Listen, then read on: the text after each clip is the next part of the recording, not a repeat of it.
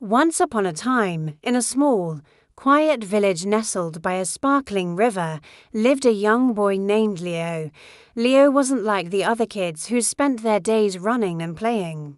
His greatest joy was painting. He would spend hours by the riverbank with his sketchbook and a simple set of watercolors, trying to capture the beauty of the world around him. But he often felt frustrated. His paintings, no matter how hard he tried, never quite matched the vibrant life he saw with his own eyes. The colors seemed dull, the lines flat. One afternoon, while searching for the perfect smooth stone to use as a paperweight, he stumbled upon something unusual half buried in the sand. It was a paintbrush. But it was no ordinary paintbrush. Its handle was carved from a shimmering, pearly wood he had never seen before, and its bristles were as soft as a whisper, glowing with a faint, golden light. Curious, Leo took it home. The next morning, he decided to try out his new find. He dipped the brush into his plain black ink, intending to sketch the outline of a majestic old willow tree. But the moment the bristles touched the paper, something incredible happened.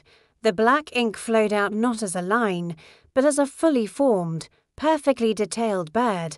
It was a tiny, brilliant blue sparrow. It looked so real. Leo could almost hear it chirp. He stared in disbelief. Then, the painted sparrow fluttered its wings, lifted right off the page, and soared around his head in a little circle before zipping out the open window. Leo was speechless. He had found a magic paintbrush. Whatever he painted with it came to life. Overcome with excitement, his mind raced with possibilities. He could paint mountains of gold, a palace of crystal, anything he desired. His first thought was to help his village, which had been suffering from a long drought. He took out his largest sheet of paper and, with the magic brush, began to paint. He painted a wide, flowing river, its waters blue and clear. He painted lush green fields full of ripe wheat, and trees heavy with juicy apples and pears as his brush moved. The air outside his window grew cool and moist. He heard a gentle rumble, and soon the pitter-patter of rain began to fall on the dry, thirsty earth. The villagers ran out of their homes, cheering with joy as the rain filled their wells and revived their crops. Word of Leo's magic paintbrush spread like wildfire. A greedy merchant from a faraway city heard the tales and grew envious.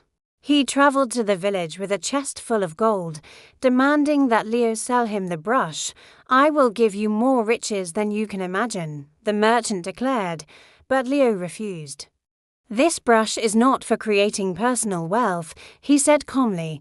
"It's for bringing joy and help to others."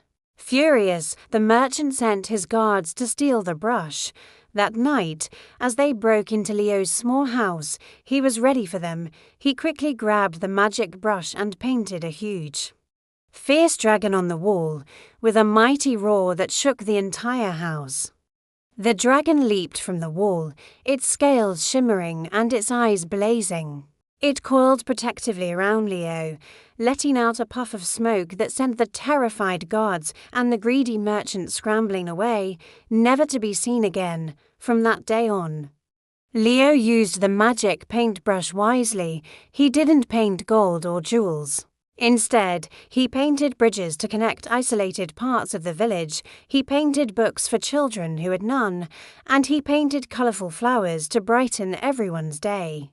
He learned that the true magic wasn't just in the brush, but in the heart of the person holding it. The greatest creations weren't things of material value, but things that brought happiness, connection, and life to the world.